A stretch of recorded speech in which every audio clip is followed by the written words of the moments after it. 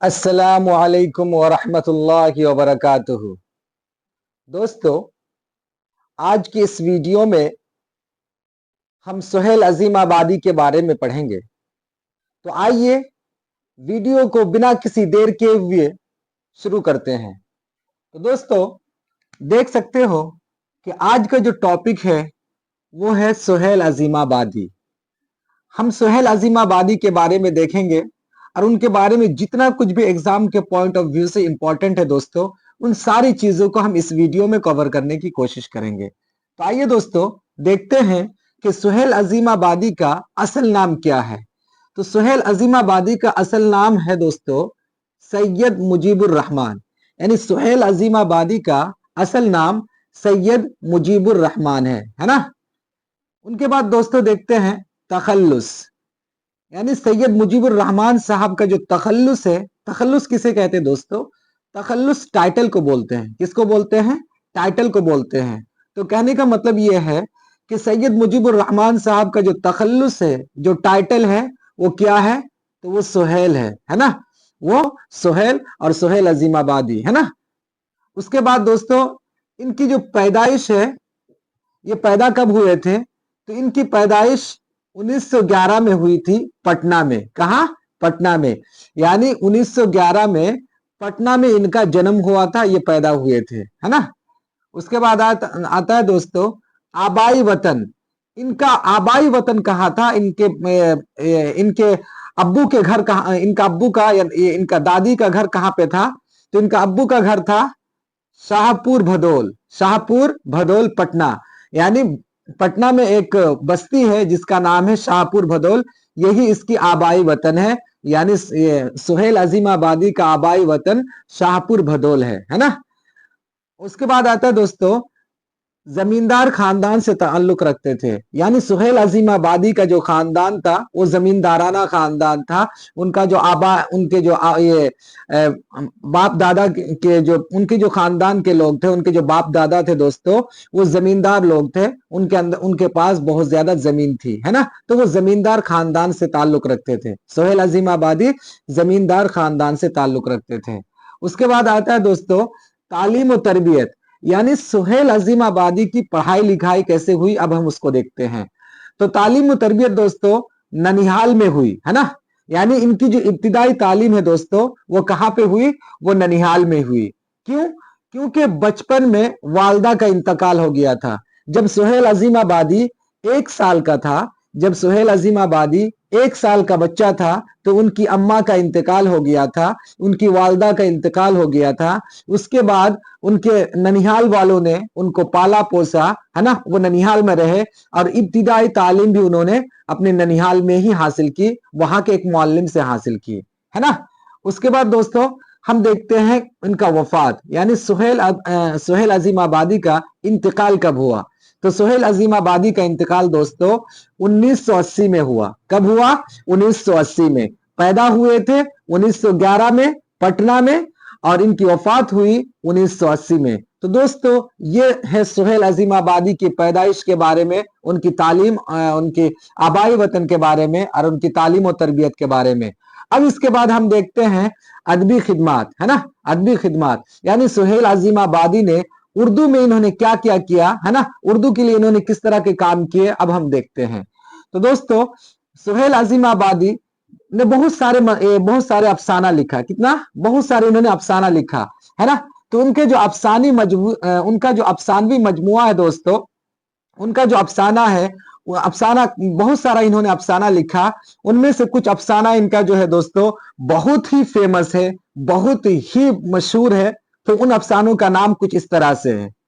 4 चेहरे है ना। यानी सुहेल अजीमाबादी का ये जो अफसाना है दोस्तों 4 चेहरे, ये बहुत ही फेमस है, बहुत ही शोहरत है, बहुत ही मतलब प्रचलित ये क्या कहते हैं अफसाना है सुहेल अजीमाबादी का। उसके बाद एक और अफसाना है दोस्तों उसका अलाव है ना। उसके बाद एक और अफसाना है दोस्तों आदमी के रूप। यानी सुहेल अजीमाबादी के ये जो है ना 4 चेहरे, अलाव, आदमी के रूप, ये बहुत ही फेमस, बहुत ही शोहरत याफ्ता अफसाना है। क्या है? ये अफसाना है। तो कई बार पूछा जाता है दोस्तों एग्जाम में कि चार चेहरे क्या है, तो चार चेहरे एक अफसाना है। अलाव क्या है दोस्तों, तो अलाव भी एक अफसाना है।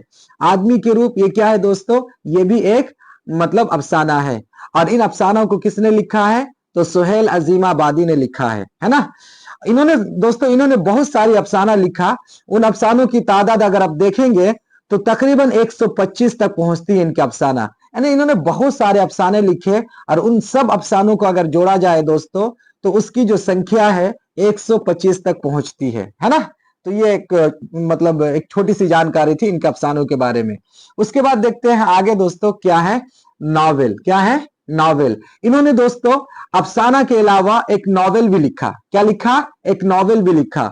और उस नॉवेल का क्या नाम है, बेजड़ के पौधे। क्या नाम है दोस्तों उस नॉवेल का, उस नॉवेल का नाम है बेजड़ के पौधे, है ना। बहुत इंपॉर्टेंट है दोस्तों, पूछा जाता है एग्जाम में कि सुहेल अजीमाबादी का जो नॉवेल है उसका क्या नाम है, तो वो है बेजोड़ के पौधे।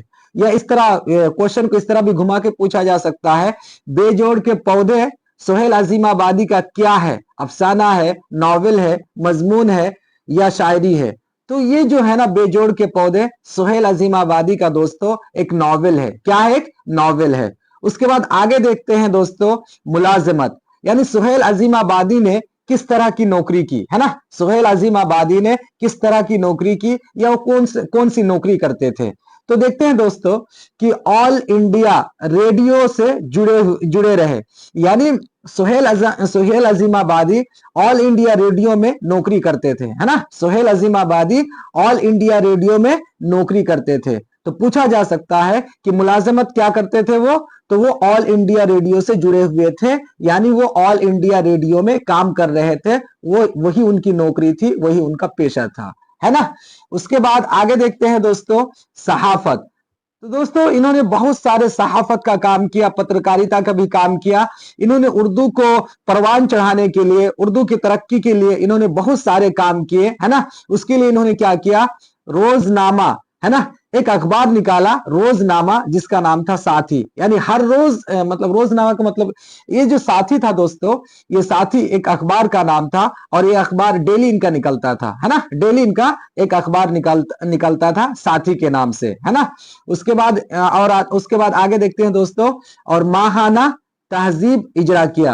और महीने में एक बार उसने एक और मतलब सुहेल अजीमाबादी ने एक और अखबार निकाला जिसका नाम क्या था, तहजीब। क्या नाम था दोस्तों, तहजीब, है ना। तो इसने दो सहाफत में दो तरह का काम किए। एक मतलब डेली बेसिस पे उन्होंने एक अखबार निकाला जिसका नाम था साथी, और मंथली के बेसिस पे एक अखबार निकाला, एक अखबार का इजरा किया जिसका नाम क्या था, तहजीब, है ना। तो दोस्तों दोनों को याद रखिएगा, एग्जाम के पॉइंट ऑफ व्यू से ये बहुत ही इंपॉर्टेंट है। साथ ही ये मतलब डेली निकलता था और मंथली जो निकलता था वो क्या था, वो तहजीब था, है ना। उसके बाद आते हैं दोस्तों मौजू, यानी मौजू। अब देखते हैं मौजू क्या है दोस्तों।